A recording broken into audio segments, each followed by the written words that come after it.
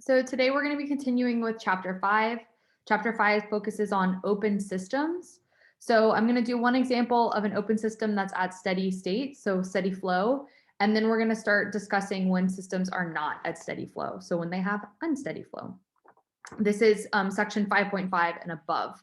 So you should kind of have read the first few sections of chapter 5, started on the next few sections where we don't have a steady flow. So I'm going to go ahead and start writing my notes so you can get yours ready as well.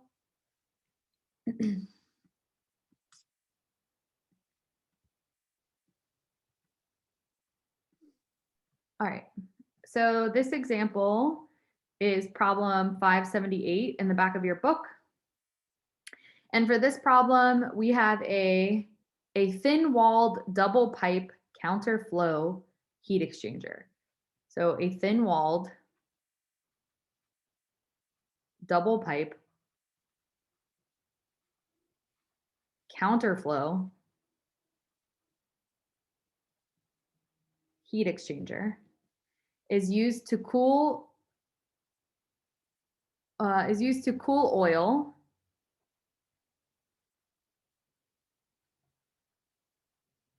which has a specific heat, C sub P, of 2.20 kilojoules per kilogram degree Celsius. In the problem statement, it's written C sub P, but we know that oil is an incompressible fluid, so it doesn't really matter. It's going to be the same specific heat for C sub V or C sub P. There's a single specific heat, but I'm just writing what the problem statement said. Okay. So a thin-walled double pipe counterflow heat exchanger is used to cool oil with a specific heat of 2.2 kilojoules per kilogram degree Celsius from 150 degrees Celsius to 40 degrees Celsius, from 150 degrees Celsius to 40 degrees Celsius at a rate of 2 kilograms per second, at a rate of 2 kilograms per second by water, and we know the specific heat of water, by water, where the specific heat of water is 4.18 kilojoules kilogram degrees Celsius. A thin-walled double pipe counterflow heat exchanger is used to cool oil, specific heat of 2.2, from 150 degrees Celsius to 40 degrees Celsius at a rate of 2 kilograms per second by water, where the specific heat is 4.18. By water, we're going to keep going. That enters at 22 degrees Celsius at a rate of 1.5 kilograms per second. That enters at 22 degrees Celsius at a rate of 1.5 kilograms per second. Determine the rate of heat transfer in the heat exchanger and the exit temperature. Determine the rate of heat transfer in the heat exchanger and the exit temperature.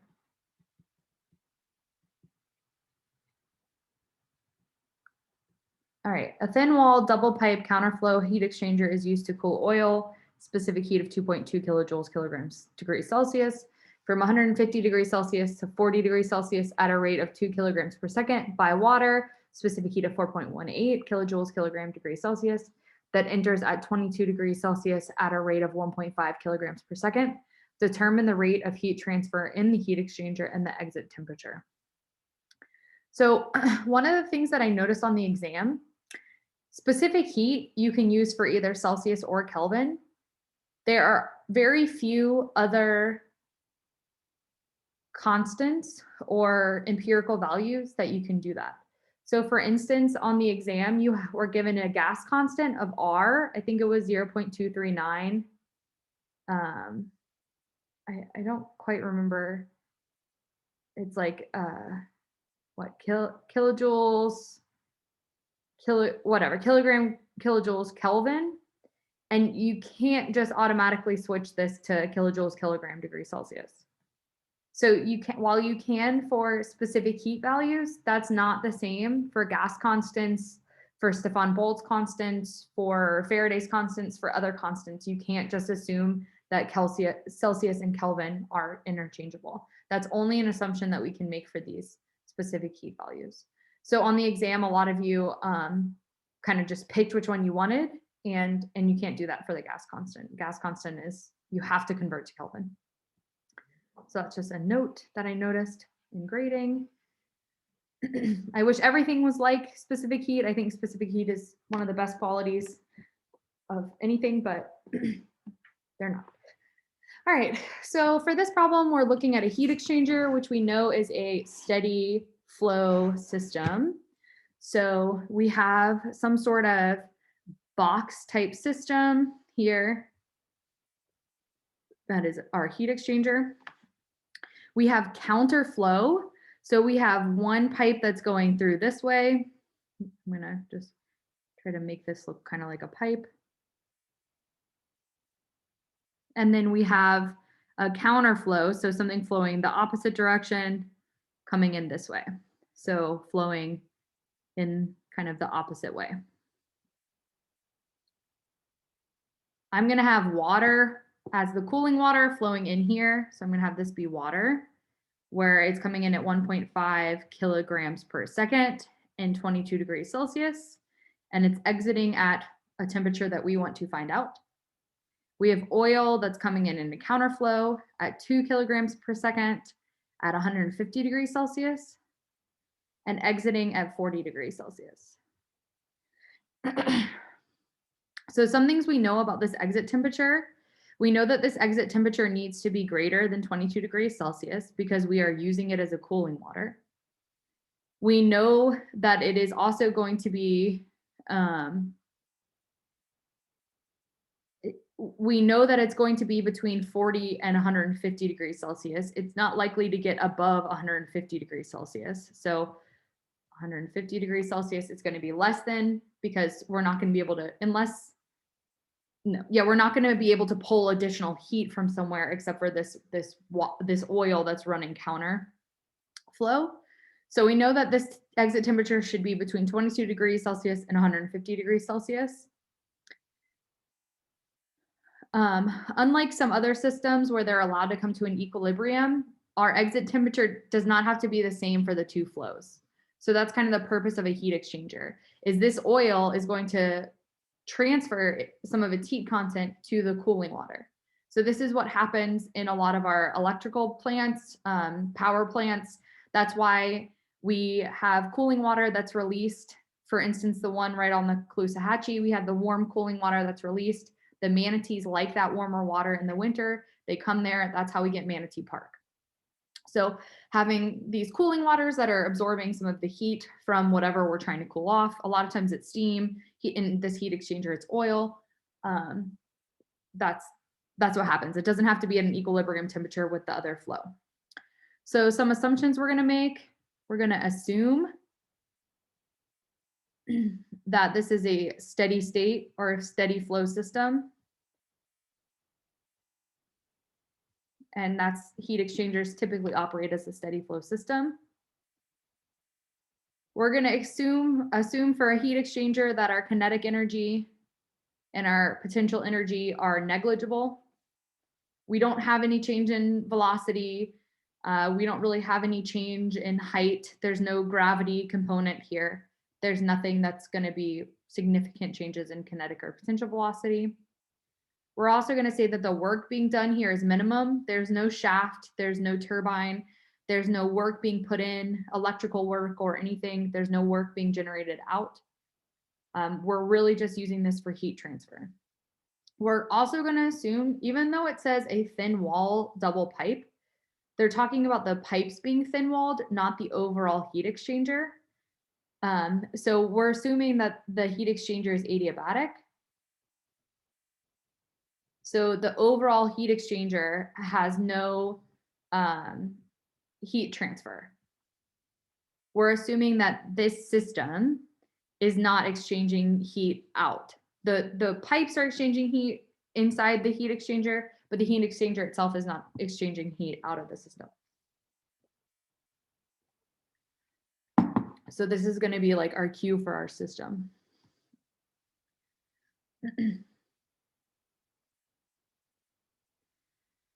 All right. So for part A, I'm gonna move this to make this a little smaller for myself. So I have a little more room. So this is coming out at 40 degrees Celsius. All right, so for part A, we're interested in determining the heat transfer inside the heat exchanger.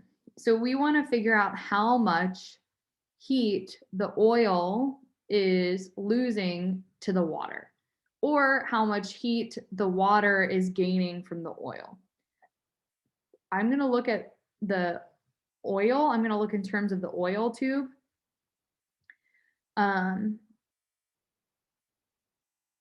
For part 1 to determine heat transfer, because that's what's actually transferring heat. So it's losing heat, transferring it to the water. So I'm just going to look at the oil first. So for oil, I have my change in energy of my system being my oil kind of pipe, right? That's my control volume. It might zigzag a lot more in here, but I'm just doing my heat or my control volume around my oil pipe. I didn't sketch out the oil pipe right away, so just, the control volume is your oil. That's what I'm trying to say. So control volume of oil. So the change in energy of my system of my control volume of oil would be my energy input over time in minus my energy over time as an output. So I'm always going to start here. We've been starting here for several chapters now. Should be very comfortable. And we're assuming a steady flow system, which means that the change in energy of our system, our dE over dt, is going to be 0 because we are at a steady flow. So therefore, this equation just becomes our energy input over time is equal to our energy output over time. And we know that these energy equations are our heat, work, and mass transfer. So this just becomes our heat in plus our work in over time plus our summation of all the incoming mass flow rates times our fluid flow energy term has to be equal to our heat going out over time plus our power going out over time plus the summation of all of our outgoing mass flow rate times our fluid energy term.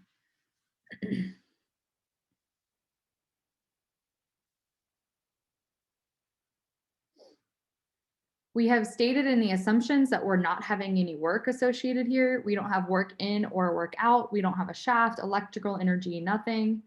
We have no work that's being done.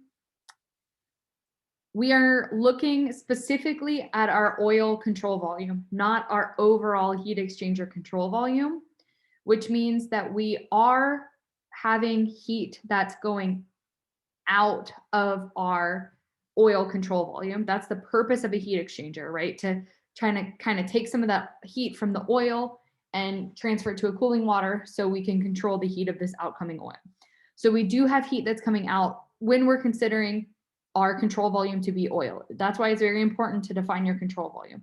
On your exams, I need you to note what you are defining as your control volume. But with heat, we don't have any incoming oil heat, right? So this oil is losing heat, it's not gaining heat. So we don't have any heat transfer that's coming in, only that's going out. So therefore, our equation just becomes our, so here, our mass transfer rate of our incoming. You can either write M or I'm going to switch to 1 because it gets a little simpler.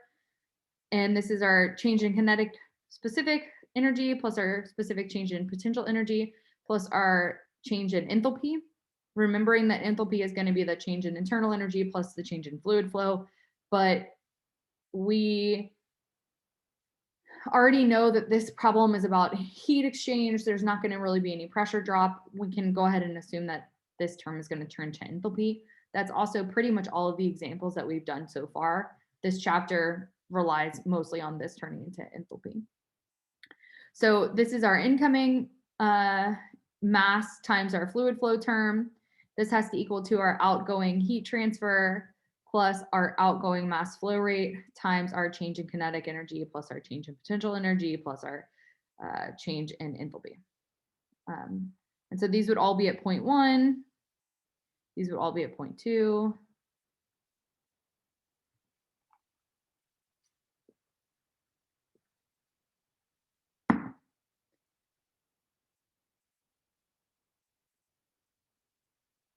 We know that kinetic energy and potential energy are equal to 0. That's an assumption that we made. There's no gravity influence, no change in velocity. That's appreciable. So then our equation just becomes our mass flow rate at 0.1 times our enthalpy at 0.1 is equal to our heat transfer out plus our mass flow rate at 0.2 times our enthalpy at 0.2.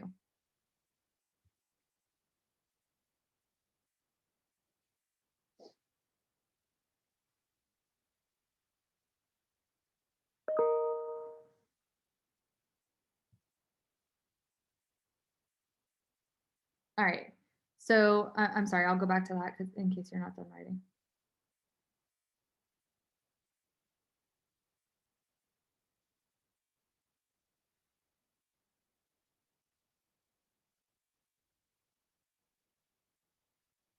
All right, so continuing, problem 578. We have this equation where we have our mass flow rate at 0.1, enthalpy at 0.1 is equal to our Q out, or Q at 0.2, plus our mass flow rate at 0.2 times our enthalpy at 0.2.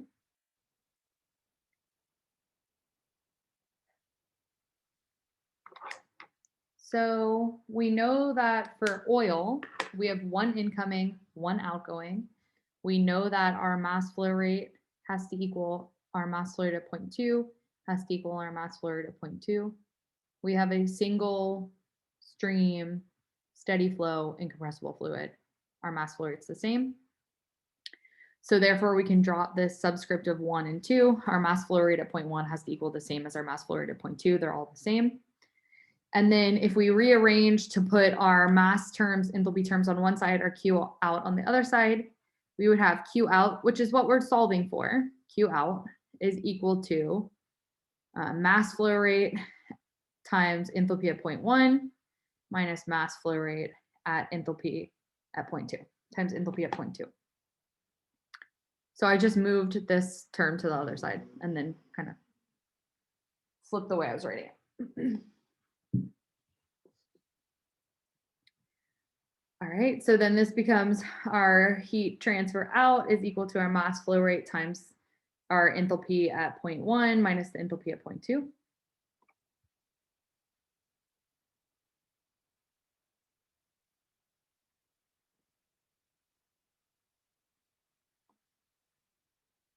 So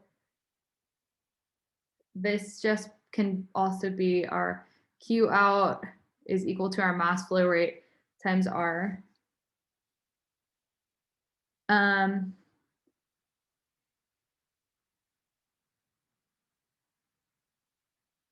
mean, it wouldn't be the same, but we're still going to count this as a change in enthalpy that's occurring between our input and our output.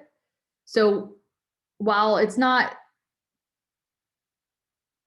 for this problem, we're still looking at how the enthalpy changes from when it's incoming to when it's outgoing. So we can still just count this still as the change in enthalpy.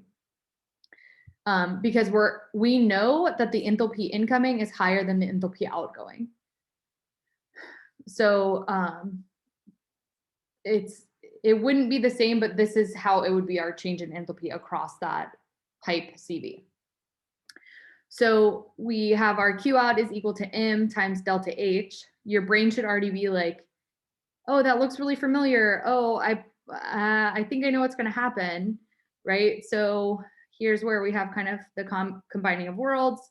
This would be Q out is equal to MC delta T. Our Q out being over time, so our M still being over time as well. But I I think I've said it before, I'll say it again. This equation is like the heart of thermodynamics. This will probably be at least 1 or 2 questions on the FE.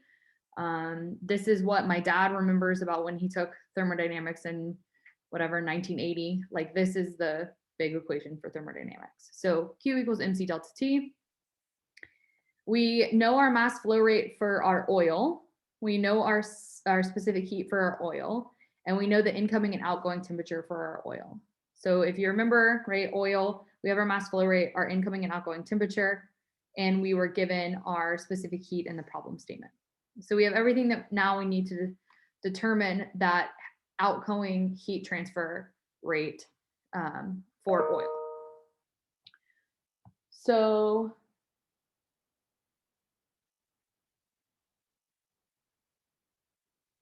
we have our Q out is equal to 2 kilograms per second times 2.20 kilojoules kilogram degrees Celsius times 150 degrees Celsius minus 40 degrees Celsius.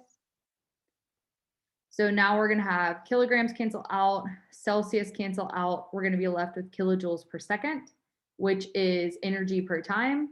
That's great. Bless you.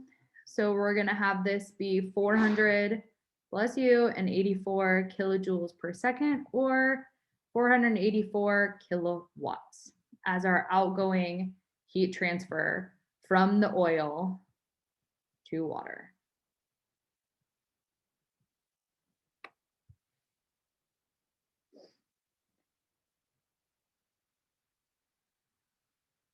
All right, so that's part A. In part B, we're asked to determine the outgoing temperature of water. So we know how much heat is transferring from oil to water, right? We know 484 kilograms of, or I'm sorry, kilowatts of heat content is being transferred from the oil to the counterflowing water. So we know now that this Q out over time of 484 kilowatts has to equal this Q out of the oil has to equal the Q in of the water.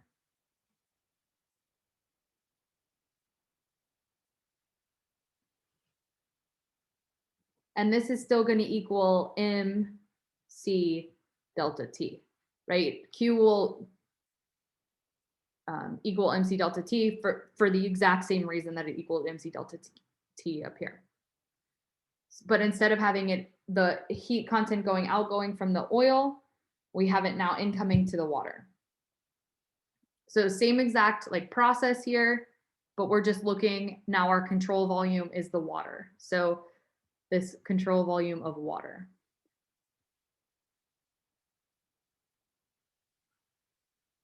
We want to figure out this T2 term here. So if we rearrange this equation to isolate this T2 term, we have T2 is equal to T1 plus Q out, right? We already know this Q out is now our Q in, divided by MC being specific heat. So I just separated out this temperature difference and then divided both sides by MC and then subtracted a T2, or I'm sorry, a T1. And then I had negative, so I had to switch it. So that's just basic equation manipulation. All right, so I have my incoming temperature of the water. I have this from part A, my heat transfer that's coming out of the oil into the water. And then I have my mass flow rate of the water, and I know my specific heat of water. So I have everything I need to solve. This is 22 degrees Celsius plus 484 kilojoules per second divided by 1.5 kilograms per second times 4.18 kilojoules kilogram degrees Celsius. I'm going to have my kilograms cancel. I'm going to have my kilojoules cancel. I'm going to have my seconds cancel. And I'm going to be left with 1 over Celsius, which is just Celsius. So now I can add my two units together. That makes sense. That's great. This is going to become 22 degrees Celsius. Hold on. I didn't finish taking this in. 1.5 times 4.18.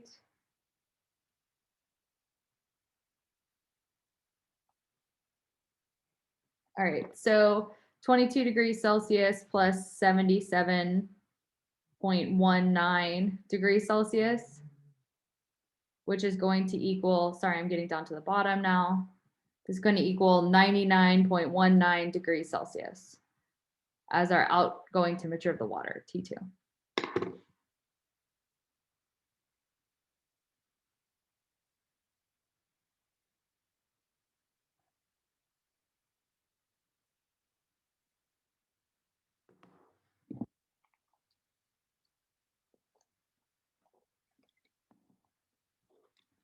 Okay, so if we go back and look, we now know that our T2 here is 99.19 degrees Celsius, which is this kind of matching what we thought it would be.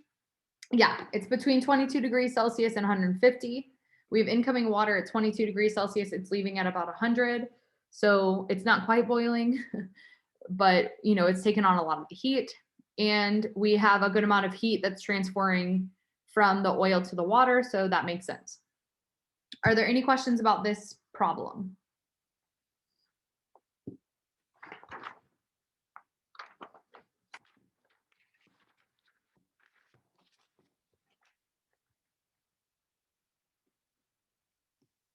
Oops.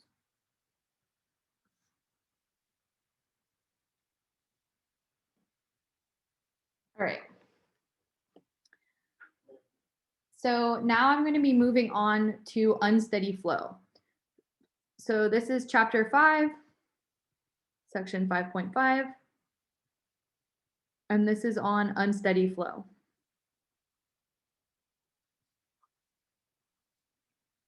So we looked at turbines and diffusers, heat exchangers, mixing tables, or mixing chambers, pipe and duct flow, throttling valves, all that are like estimated to be steady flow systems.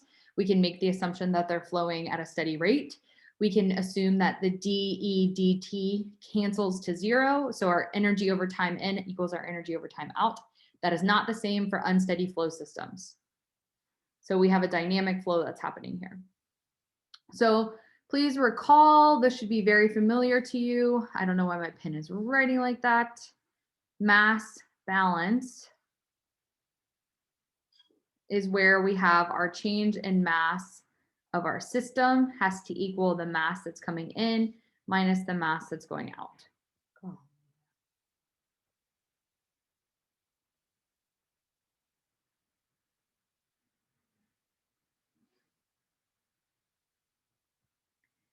We also have our energy balance, where we have the change in energy of our system has to equal the energy in minus the energy out.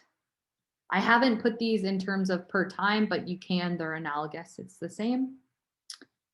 And when we're looking at our change in energy of our system, here's where we have potential energy, kinetic energy, and internal energy. And these energy in minus energy out is where we have heat, work, and our mass fluid energy.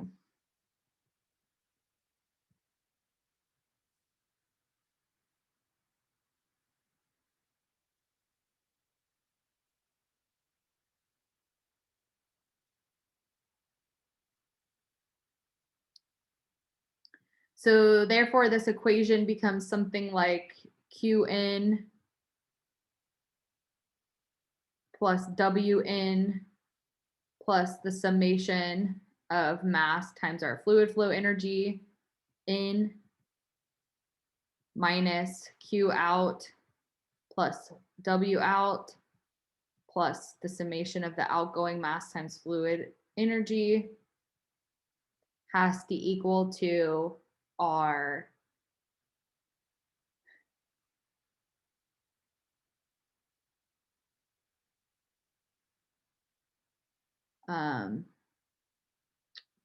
potential energy term plus the kinetic energy term plus the internal energy term.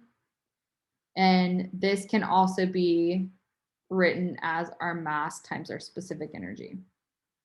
So once again, I'm not writing it per time unit, but if you went in and you put dots above all of this, it's exactly analogous, right? So this is just your basic energy equations. You can also have this energy equation per time. That's the same exact thing.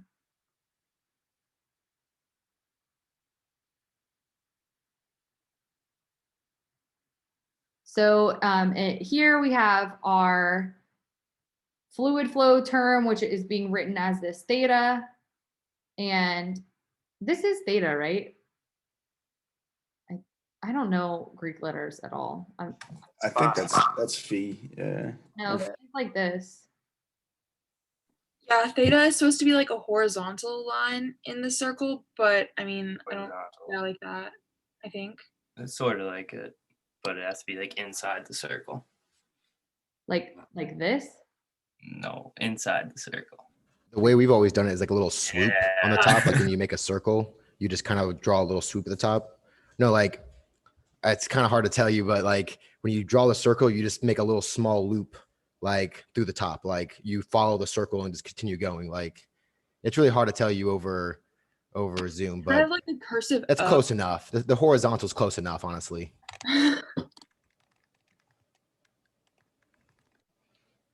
But like the way we always did it in like mechanics and all of our classes, we just drew like a circle, but then followed that line and just drew like through the top, like for theta.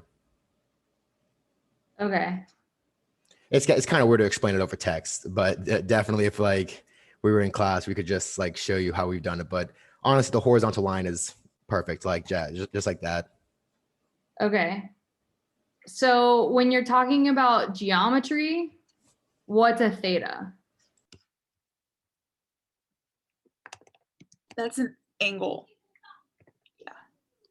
I've always done theta, just how it's shown right there. Yeah, the one you just had. Okay. So I'll just try to draw it a little more horizontal, I guess. Does the book call it something that I'm not calling it?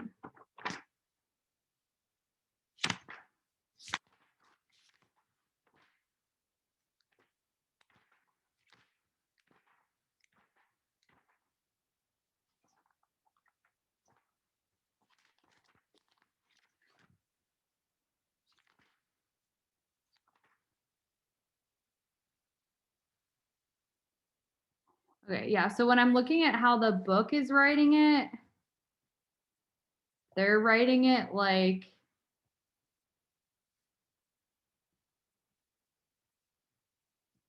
this.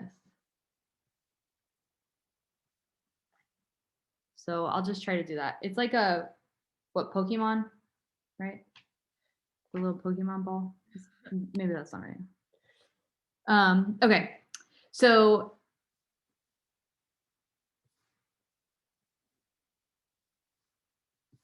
letters, too much. All right. So we're gonna have this fluid flow term that is representing our specific, our kinetic energy plus our potential energy plus our enthalpy. So this is representing our kinetic energy plus potential energy plus our internal energy plus our pressure times specific volume. And then we have this specific energy that's representing our kinetic energy plus potential energy plus internal energy. So here's where we're including this fluid flow term. Here's where we're just including the basic fluid energy. So fluid energy without the flow, fluid energy with the flow.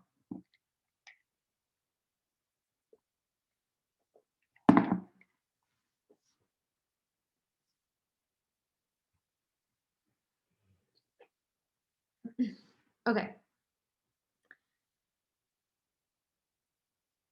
For pretty much every problem that we do in this chapter, I'm trying to think of any exceptions to the rule. We always have cancellation. So we generally have kinetic energy, potential energy that are considered to be negligible.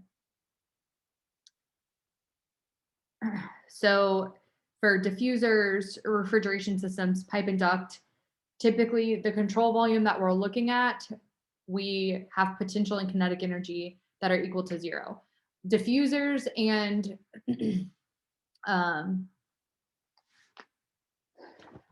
diffusers are going to be one example where you have a change in kinetic energy, but for heat exchangers, mixing tables, things like that, you're not really going to.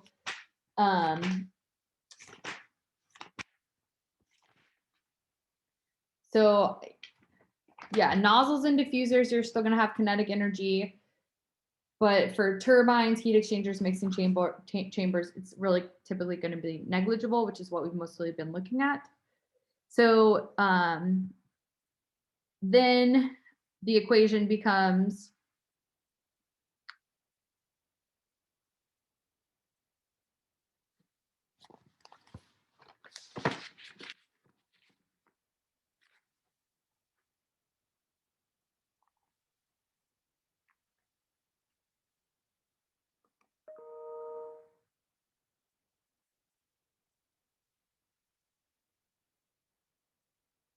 okay. So when kinetic and potential energy associated with the control volume and the fluid stream are negligible, so kinetic and potential energy for the control volume and the fluid stream, then the mass and energy balance relationships for a uniform flow system. So then mass plus energy balance relations for uniform flow systems. Uniform flow systems are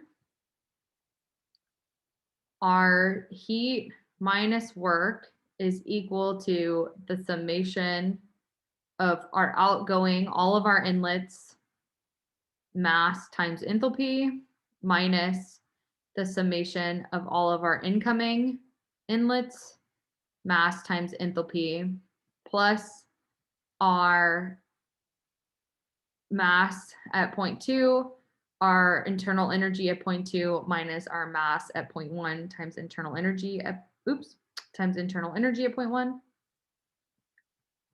of our system. And our change in mass of the system is still equal to mass in minus mass out. So essentially it's what this equation will reduce down to if you have your kinetic and potential energy for the fluid in the system being negligible.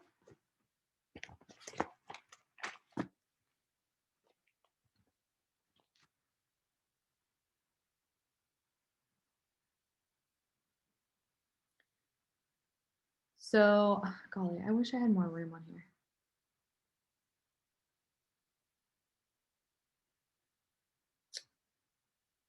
When we talk about the term uniform flow,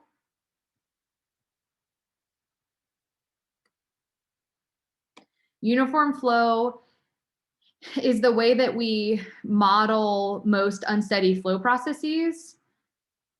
And it's the way that fluid flow at any inlet or exit is typically uniform and steady. So the properties do not change with time or position across the cross section of an inlet or exit. What was after, it says system. So system. Oh, sorry, this should be you. These should be the same.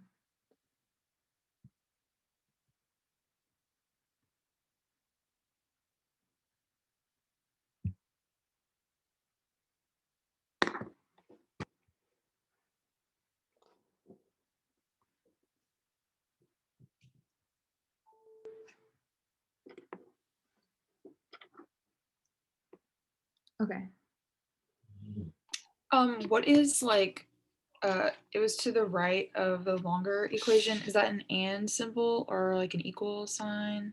Yeah, this is just and. So this is your energy balance. And this is your mass balance. Okay, thank you.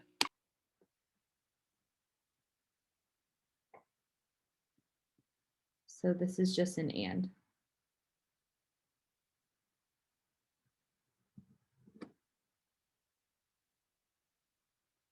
Any other questions?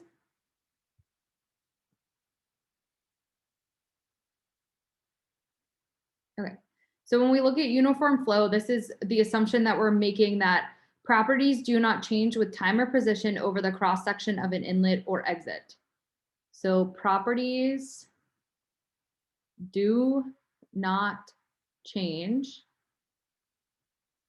with time or position over the cross section of an inlet or exit.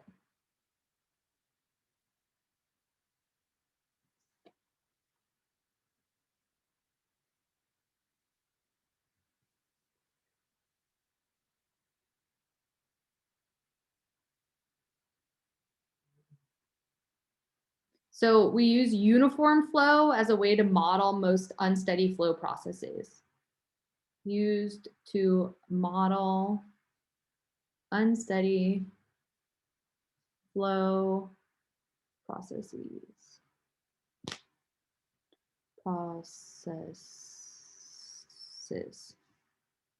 Too many S's.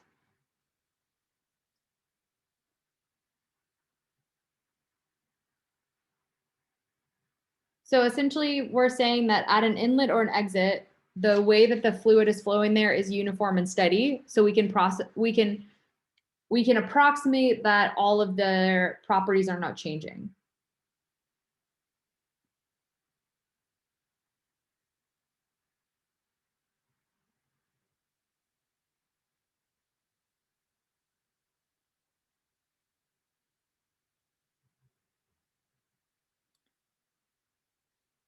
So coming back to this equation, as you can see here, if no mass enters or leaves the system, then this equation reduces down to the same as the equation for steady flow systems.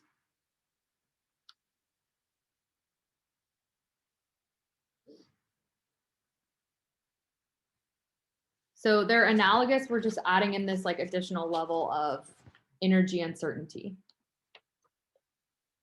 Right. All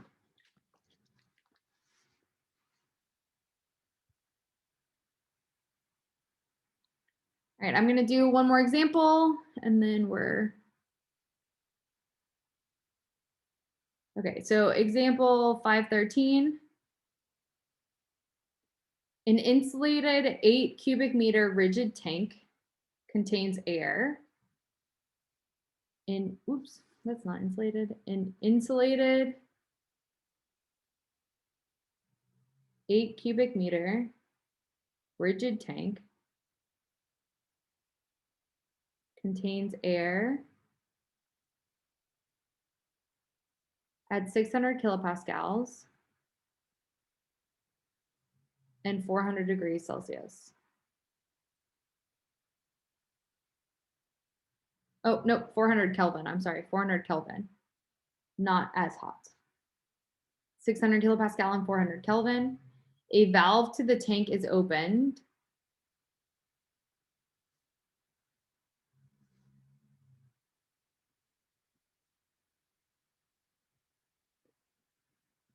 And air is allowed to escape.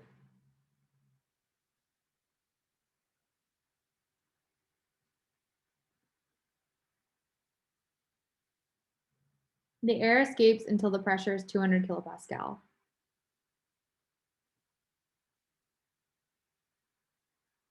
The air escapes until The pressure is 200 kilopascal. The temperature of air is held constant by an electrical heater. The temperature of air is held constant by an electrical heater.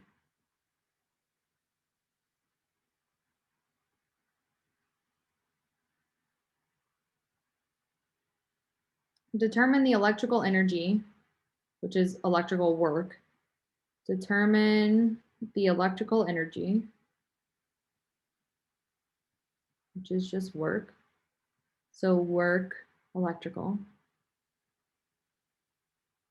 required.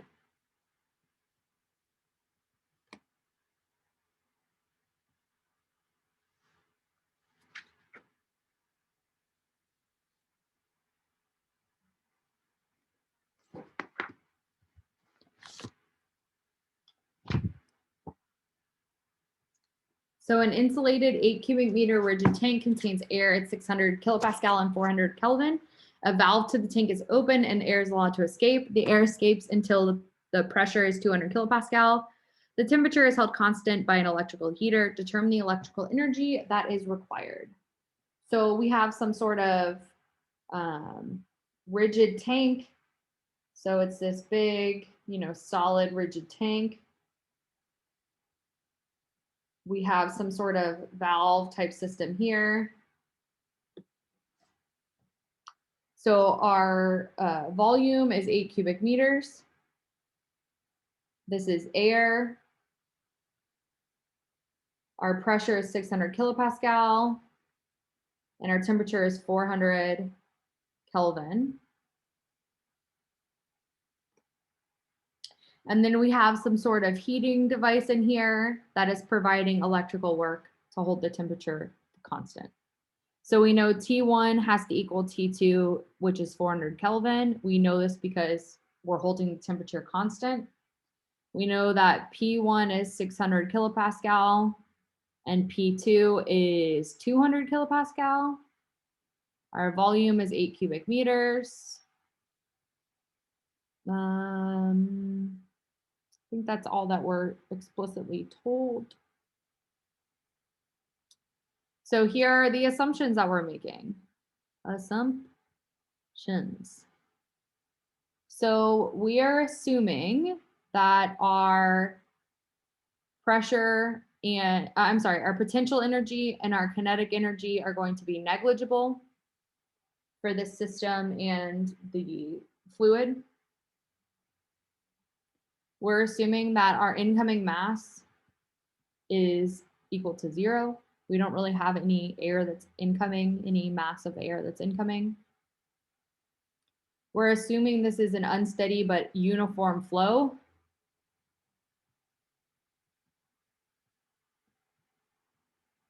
This is not a steady flow device.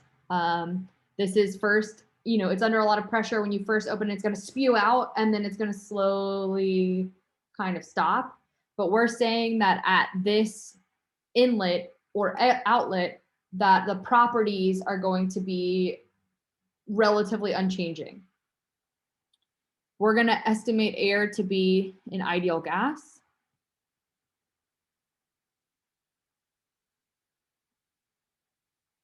So the gas constant of air is 0.287 kilopascal cubic meter kilogram Kelvin. Here's where Kelvin matters.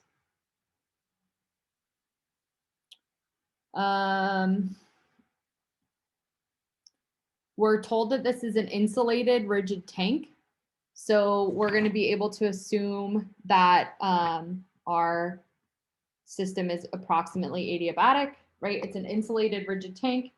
We're going to assume that there's not going to be much heat transfer from the insulation of the tank. All right. So this is our problem. We want to determine this work that's coming in. So this electrical energy work that's coming in. You don't need to know anything about electricity. You don't need to know anything here. We were just treating this as an incoming work term. So we are going to start with our mass balance. The way that I wrote your notes back here, right? So our mass balance and our energy balance are what we're going to be considering for all of our steady flow problems. So, you know, these notes here, this is a consideration for all of our steady flow problems. I always start with mass and then move on to energy because mass is not only simpler, but these mass terms show up in your energy terms.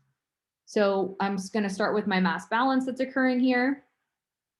So my mass balance equation is the change in mass of my system is equal to my mass that's coming in minus my mass that's going out.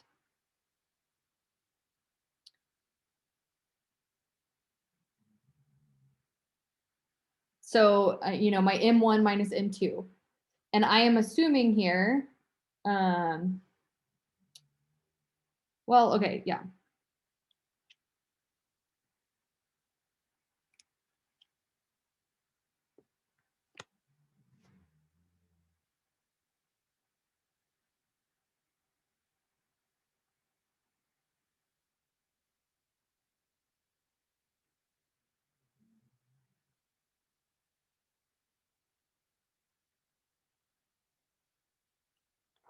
Okay, hold on. I'm trying to figure out the best way to explain this to not say what's wrong of why I'm about to do what I'm about to do.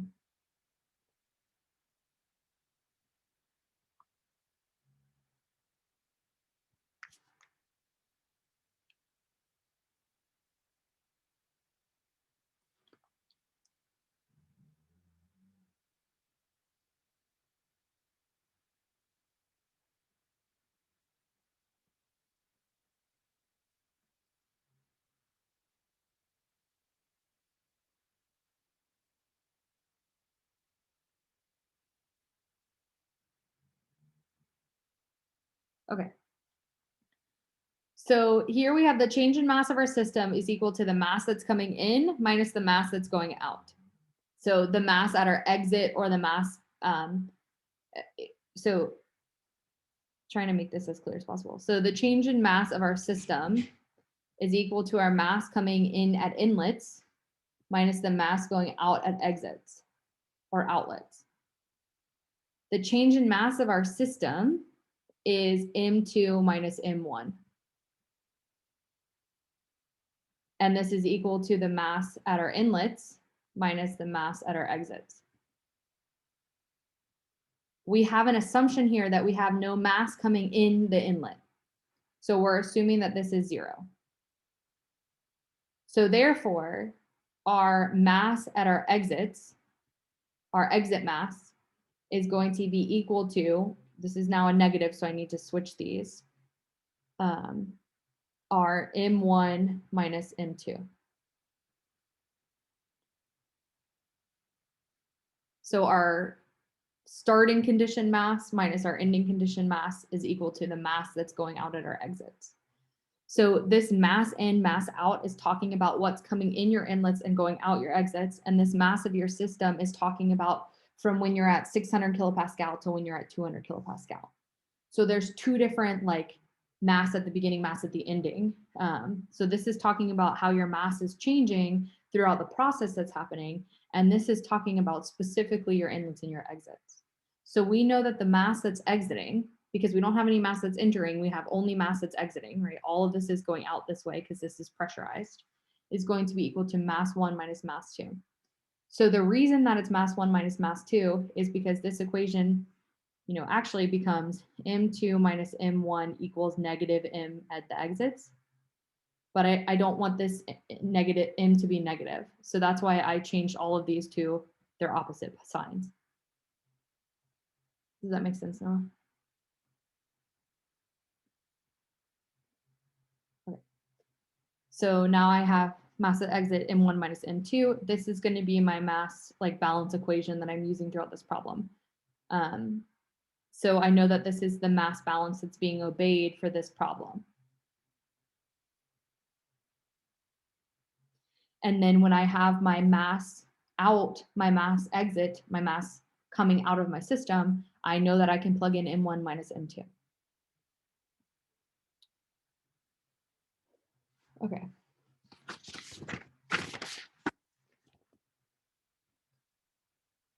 So now I did my mass balance. Now I'm going to do my energy balance. Bless you. This is my change in energy of my system is equal to my energy that's coming in minus my energy that's going out. So I know the change in energy of my system is my mass at 0.2 times my specific energy at 0.2 minus my mass at 0.1 times my specific energy at 0.1. So this is the exact same as my energy at 0.2 minus my energy at 0.1. I've just changed it into specific energy and mass. This is going to be equal to my heat coming in plus my work coming in plus the summation of my incoming mass times my fluid flow term minus my work or heat going out plus my work going out plus the summation of my mass times my mass outgoing times my fluid flow term.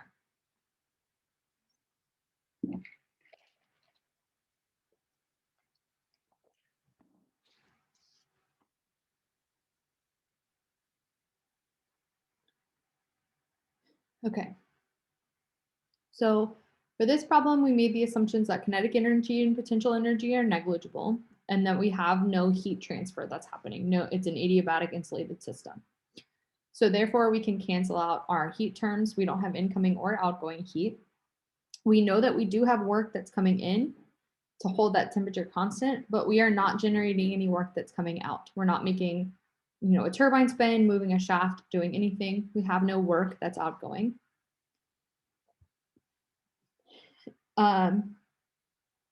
So our equation then becomes our mass at 0.2 times our kinetic energy plus potential energy plus internal energy minus our mass at 0.1 kinetic energy plus potential energy plus internal energy is equal to our work in plus our summation of incoming mass times kinetic energy plus potential energy plus enthalpy minus the summation of our outgoing mass times kinetic energy plus potential energy plus enthalpy, all outgoing. We know that kinetic energy and potential energy are negligible, so we can go ahead and cancel out a bunch of stuff. And this equation just becomes M2 U2 minus M1 U1 is equal to work coming in minus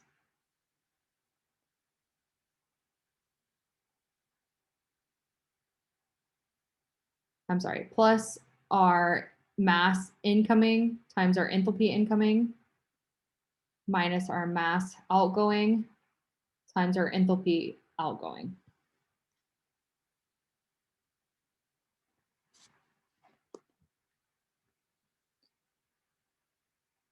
So we know that we also had an assumption that we have no mass that's coming in.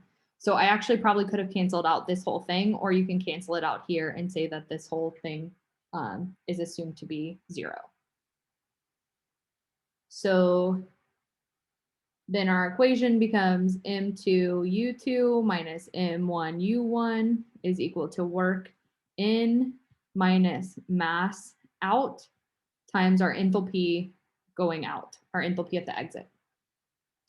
So remember, our mass balance equation is our mass out is equal to M1 minus M2. Right, so just on the last page, we did this, our mass at our exit, our outgoing mass, the mass leaving our system is M1 minus M2. This is our mass balance.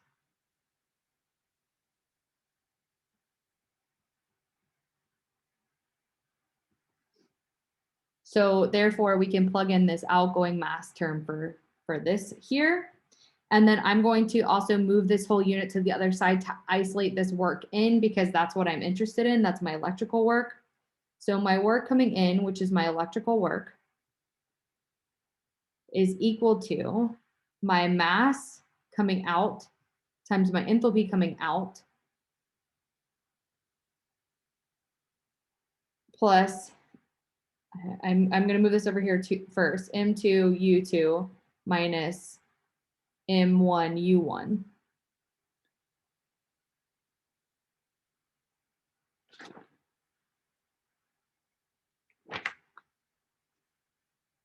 So I didn't actually plug this in yet.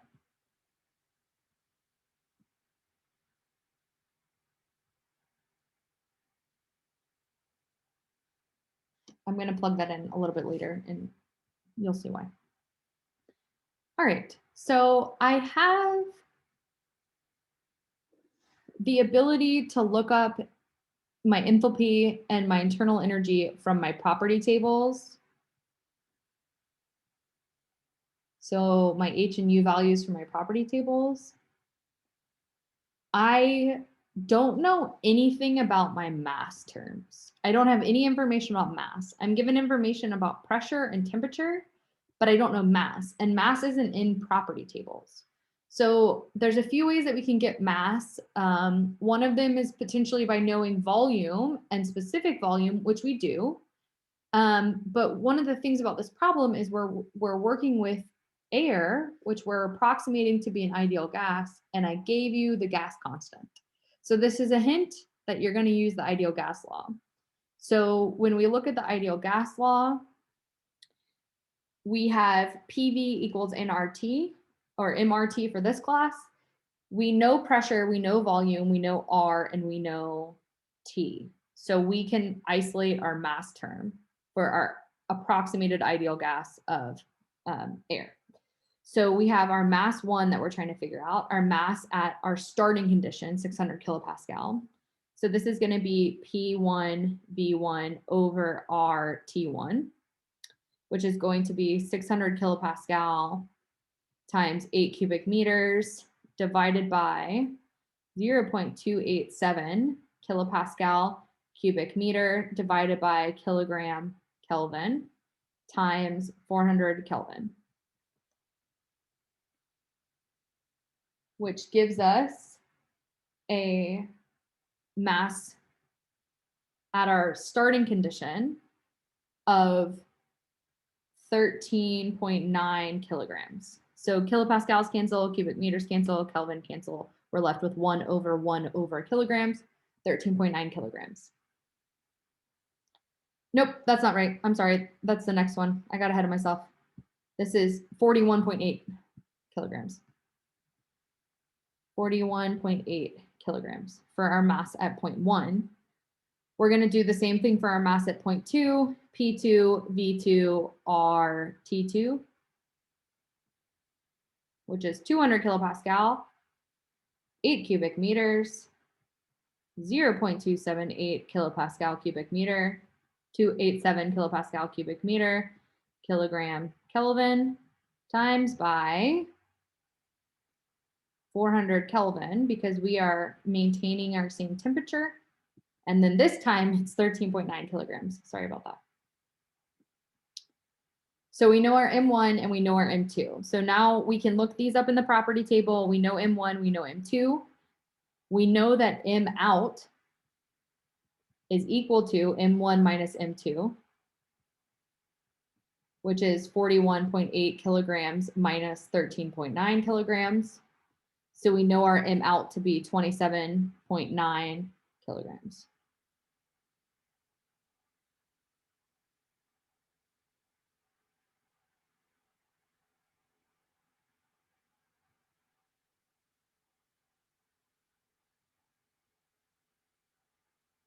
So now we know our M out as well.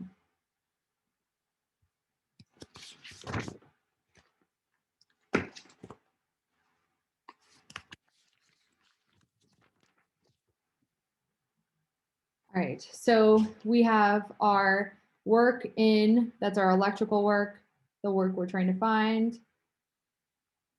This is our mass coming out, enthalpy coming out, plus our mass at point 2, our internal energy, specific internal energy at point 2, minus our mass at point 1, specific internal energy at point 1. I'm just rewriting it so we have it on here. We know that our mass at point 1 is equal to 41.8 kilograms. Our mass at point 2 is equal to 13.9 kilograms. And our mass coming out is equal to the difference between those of 27.9 kilograms. So now we want to look up our enthalpy and internal energy terms. So we're going to go to the back of the book. Our enthalpy at our outgoing is going to be our enthalpy at 400 degrees Kelvin. And our internal energy at point 2 is going to be 400 degrees Kelvin. And our enthalpy at point 1 is going to be our enthalpy at 400 degrees Kelvin, because we are maintaining our heat at a constant temperature. So if we go to the back of the book and we look up our gas values. So remember, this isn't a liquid. This isn't a saturated liquid, superheated vapor, anything. This is ideal gas properties of air. So ideal gas properties of air is table A17 in the 8th edition. It's on page 924. So these are from table A17. And these are listed in Kelvin, so you don't have to do a conversion. Our H value at 400 degrees Kelvin is 400.98 kilojoules per kilogram. And our internal energy at this same temperature is 286.16 kilojoules per kilogram. And it's going to be the same for both of these internal energy units because we are at the same temperature.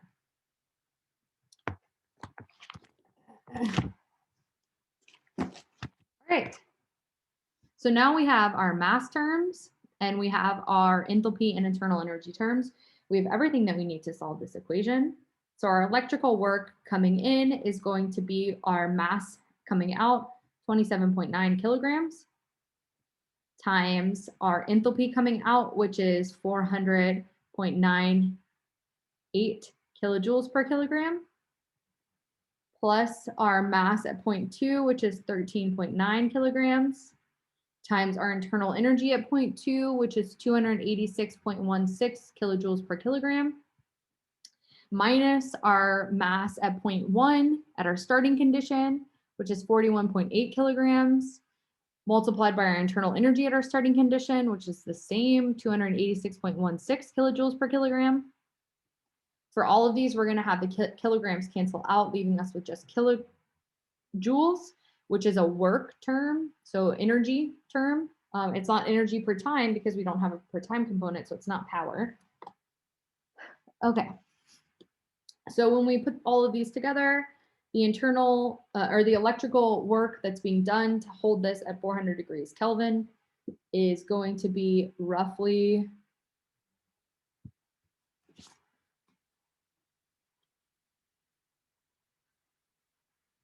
$3,200 kilojoules.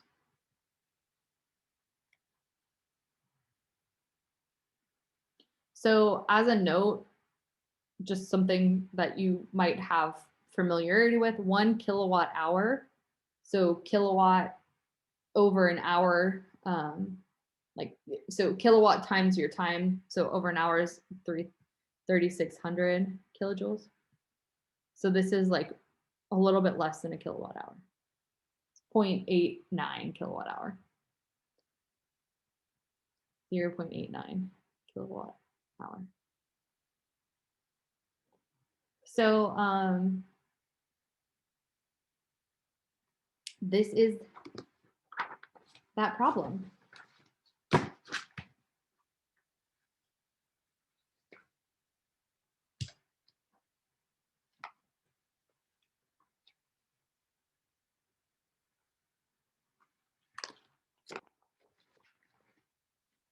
All right, so questions.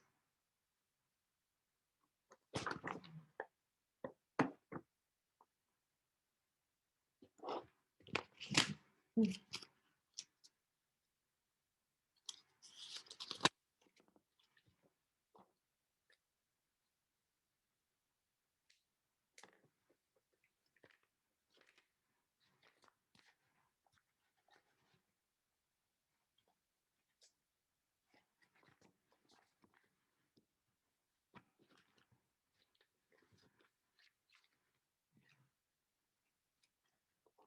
right, when we think about this problem and we check if this makes sense, so we have a tank, a thermally insulated closed tank that's under a good amount of pressure and it's pretty warm. And we open it up and let a lot of this pressurized air escape. So we should have lower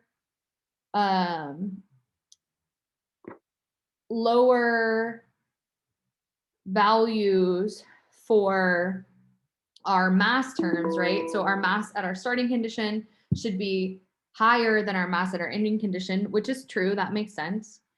And we should have our internal energy terms be the same because we're staying at the same temperature and it's an ideal gas. That's what it matters. So that kind of makes sense.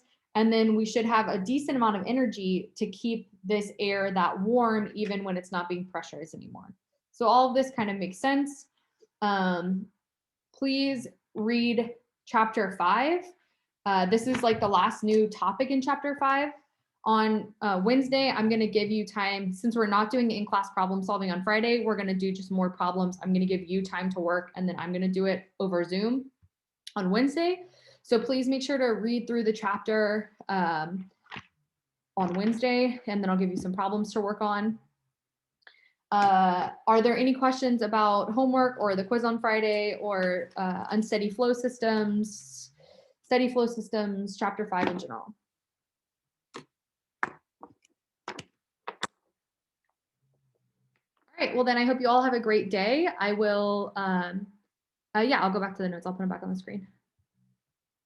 So Selena, you want just the last slide, or do you want, so like just a slide, or do you need an earlier slide before that one on mass balance? So I did record today as well. So if you need it, we can go back over it. This first one.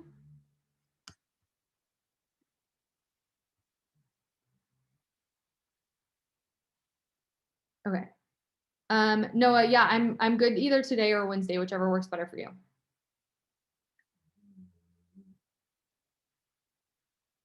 Do you want to do today or Wednesday?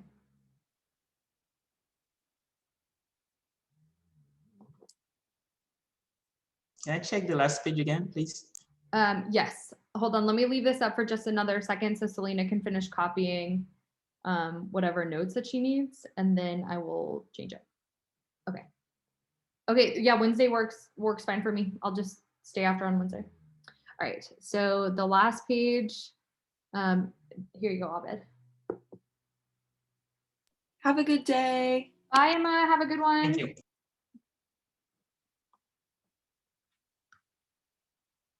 Okay.